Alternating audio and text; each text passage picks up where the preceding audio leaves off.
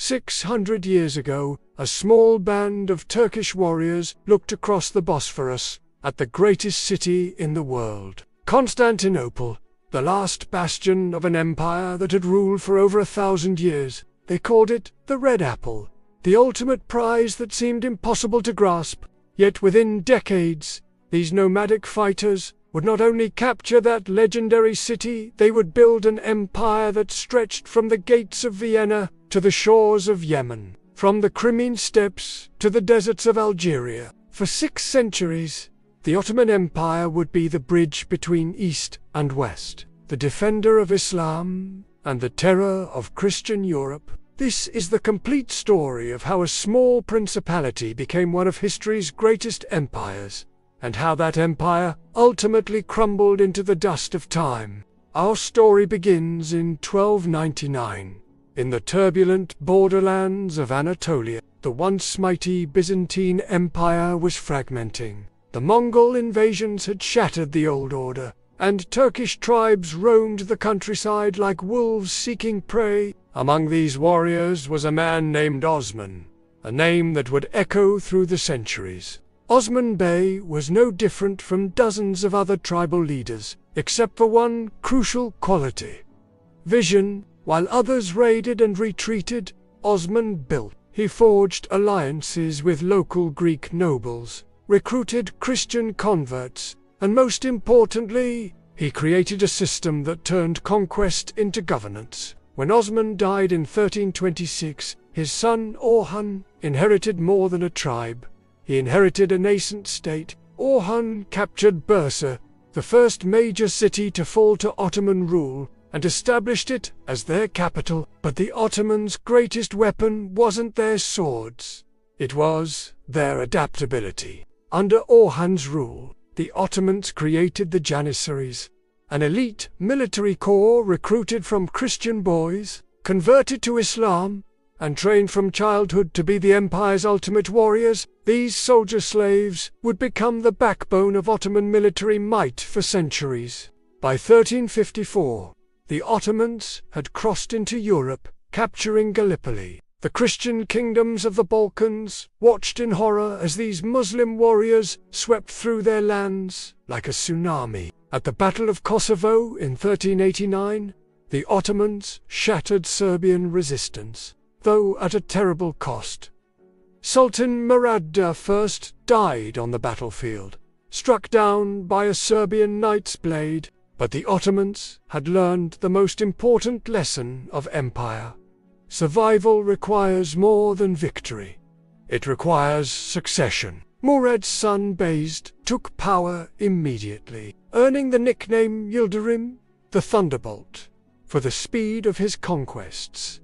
By 1400, Ottoman armies had reached the Danube. Europe trembled. The Byzantine Empire was reduced to little more than the city of Constantinople itself, an island of Christianity in an Ottoman sea. Then disaster struck. From the east came Timur, the lame Tamerlane, the last great Mongol conqueror. At the Battle of Ankara in 1402, Tamerlane crushed the Ottoman army and captured Sultan Bayezid himself. The empire that had seemed unstoppable suddenly teetered on the edge of collapse. For 11 years, the Ottoman Empire descended into civil war as Bayezid's sons fought for the throne. It was called the Ottoman Interregnum, the time of troubles, and it nearly destroyed everything Osman's descendants had built. But in 1413, one son emerged victorious, Mehmed I, who rebuilt the empire from its ashes.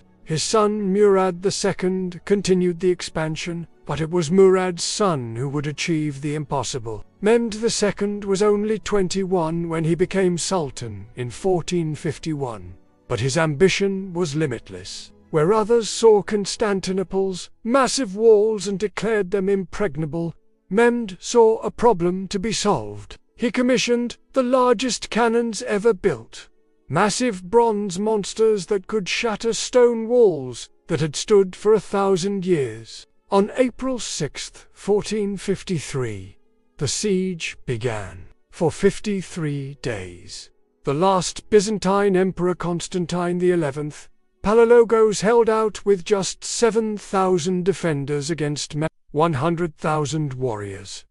The cannons roared day and night, slowly reducing the legendary walls to rubble. On May 29, 1453, in the pre-dawn darkness, the final assault began. Constantine XI died sword in hand, his body found later among the common soldiers, his imperial regalia stripped away. When the sun rose, the crescent moon flew over Constantinople for the first time in over a millennium. The conquest of Constantinople didn't just mark the end of the Byzantine Empire, it announced the arrival of a new world power. Mehmed the Conqueror had achieved what Arab armies, Crusader knights, and countless others had failed to do. The Ottoman Empire was no longer just another Turkish principality. It was the heir to Rome itself. With Constantinople renamed Istanbul, the Ottoman Empire entered its golden age. Under Bayezid II and his son Selim I, known as Selim the Grim, the empire expanded rapidly in all directions. Selim conquered the Safavid Persians at the Battle of Chaldron in 1514, bringing eastern Anatolia under Ottoman control, but Selim's greatest triumph came in the south. In 1516 to 1517, he conquered the Mamluk Sultanate, adding Egypt, Syria, and the Hejaz to the empire. More importantly, he claimed the title of Caliph, the spiritual leader of all Muslims. The Ottomans were no longer just conquerors. They were the champions of Islam itself. When Selim died in 1520, his 26-year-old son Suleiman inherited an empire stretching across 3 continents. Europeans would call him Suleiman the Magnificent, but to his own people, he was Solomon the Lawgiver, a ruler who balanced conquest with justice, expansion with administration. Under Suleiman, the Ottoman war machine reached its terrifying peak. His Janissaries were disciplined, his artillery was devastating, and his navy controlled the eastern Mediterranean. In 1521, he captured Belgrade, the gateway to Hungary. In 1522, he drove the Knights of Rhodes from their island fortress, ending their 200-year reign. But Suleiman's greatest campaign began in 1526. At the Battle of his army annihilated the Hungarian forces, killing King Louis II and 20,000 of his soldiers in less than 2 hours. Hungary collapsed, and the road to Vienna lay open. In 1529, Suleiman's massive army, minus 120,000 strong, appeared before the walls of Vienna. Europe held its breath. If Vienna fell, nothing could stop the Ottomans from reaching the Rhine, perhaps even the Atlantic. For weeks, Ottoman miners dug tunnels beneath the walls, while cannons thundered overhead. But as autumn turned to winter, the siege stalled. Disease ravaged the Ottoman camp. Supplies ran low, and the Austrian defenders under Count Nicholas Solm held firm. On October 16, 1529, Suleiman ordered the retreat. Vienna had been saved by weather, walls, and will. Yet this setback barely slowed Ottoman expansion. Suleiman's admiral, the legendary Barbarossa, made the Ottoman navy supreme in the Mediterranean. Ottoman forces conquered most of Hungary, raided the Italian coast, and even allied with France against their common Habsburg enemies. But Suleiman's reign was also marked by personal tragedy. His beloved wife, Roxolana, a former slave who rose to become his queen, manipulated palace politics with deadly skill. She convinced Suleiman that his eldest son and heir Mustafa was plotting rebellion. In 1553, Suleiman ordered his own son's execution, a decision that would haunt him for the rest of his life.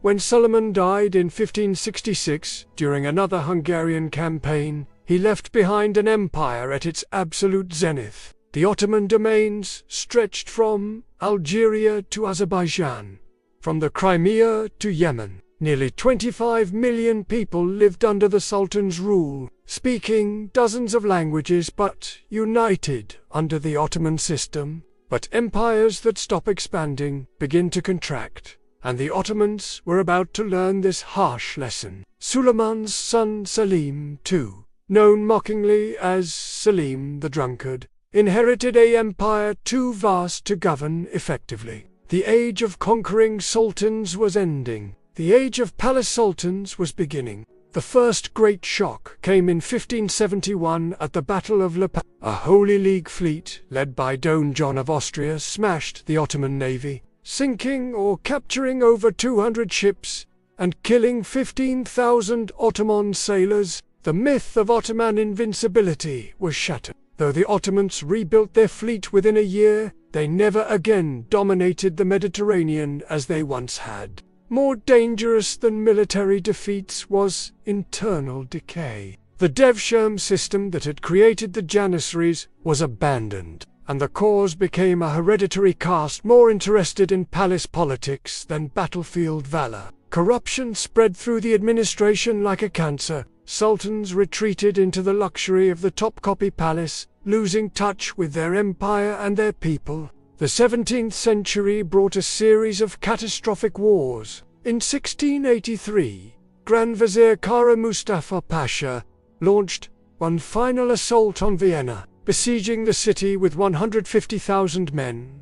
For 2 months, the outcome hung in the balance. Then, on September 12, 1683, a relief army led by Polish King Jan Sobieski smashed into the Ottoman lines. The Ottoman army collapsed in complete rout, leaving behind their treasure, their cannons, and their dreams of conquering Europe. The failure at Vienna triggered the Great Turkish War, which lasted until 1699. Austrian, Polish, Venetian, and Russian armies pressed the Ottomans from all sides. At the Treaty of Karlowitz in 1699, the empire lost Hungary, Transylvania, and much of its Balkan territories. For the first time in Ottoman history, a sultan had signed a treaty as the defeated party. The 18th century brought no relief. Russia under Catherine the Great seized the Crimea and pushed toward Constantinople itself. The Janissaries became a reactionary force, murdering reformist officials and deposing sultans who threatened their privileges. The empire that had once been Europe's terror was now dismissed as the sick man of Europe. Yet even in decline, the Ottoman Empire showed remarkable resilience. Sultan Selim III attempted military reforms in the 1790s, creating a new European still army called the Nizami-Sedid. But the Janissaries revolted, killing reform-minded officials and ultimately forcing Selim's abdication. The French Revolution and Napoleon's campaigns shook the Ottoman Empire to its foundations. When Napoleon invaded Egypt in 1798, it demonstrated how far Ottoman power had fallen. A French general could seize one of the empire's richest provinces almost at will, while the Sultan could do nothing to stop him. But crisis bred determination. In 1808, Mahmud II became Sultan and embarked on a program of radical reform. His greatest achievement came in 1826, when he finally destroyed the Janissaries. Luring them into the Hippodrome in Istanbul, he ordered cannons to fire into their ranks, killing thousands in what became known as the Auspicious Incident. With the Janissaries eliminated, Mahmud created a modern army trained by European officers. He established new schools, reformed the administration, and began the process of modernization that would define the empire's final century. The reforms continued under his sons Abdalmasad I and Abdul, in a period known as the Tanzimat, literally reorganization. Western-style universities were founded, railways were built, and the empire's first constitution was proclaimed in 1876. But modernization came with a terrible price. The empire's Christian subjects in the Balkans demanded independence, often with support from Russia and Austria. The Greek War of Independence, from 1821 to 1832, resulted in the creation of an independent Greek state. The Crimean War of 1853 to 1856 saved the empire from Russian conquest. but only with British and French help.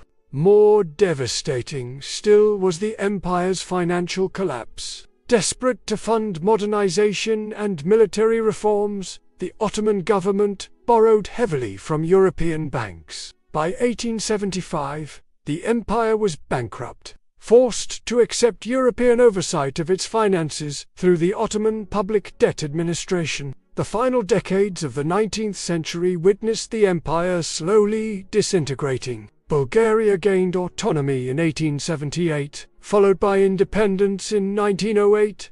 The Austro-Hungarians occupied Bosnia-Herzegovina. The French seized Tunisia. The British occupied Egypt.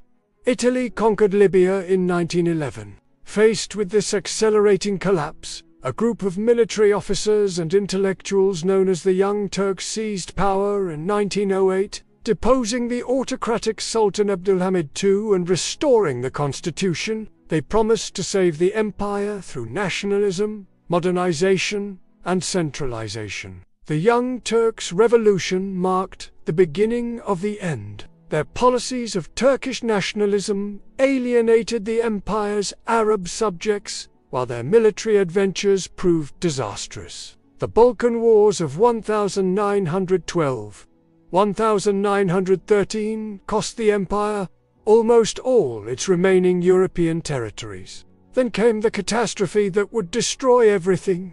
World War I. The Young Turk leadership, dominated by the triumvirate of Enver Pasha, Talat Pasha, and Gimbal Pasha, made the fatal decision to ally with Germany against Britain, France, and Russia. The war was a disaster on every front. At Gallipoli in 1915, the Ottomans achieved their last great military victory, repelling British and Australian forces in a campaign that made Mustafa Kemal, later known as Atatürk, a national hero. But elsewhere, the empire crumbled. British forces advanced through Mesopotamia and Palestine. Arab nationalists, encouraged by T.E. Lawrence and British gold, revolted against Ottoman rule.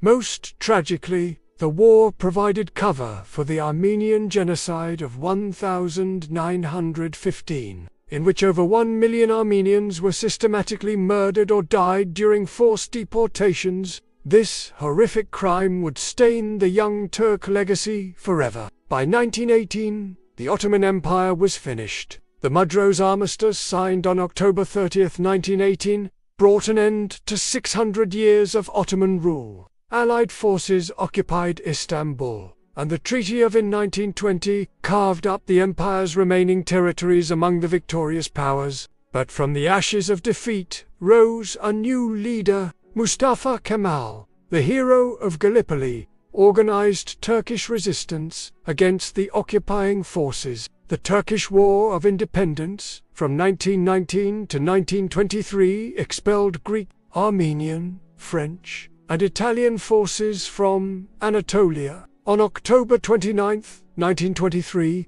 Kemal proclaimed the Republic of Turkey, becoming its first president. The last Ottoman Sultan, Mehmed VI, fled Istanbul aboard a British warship on November 17, 1922.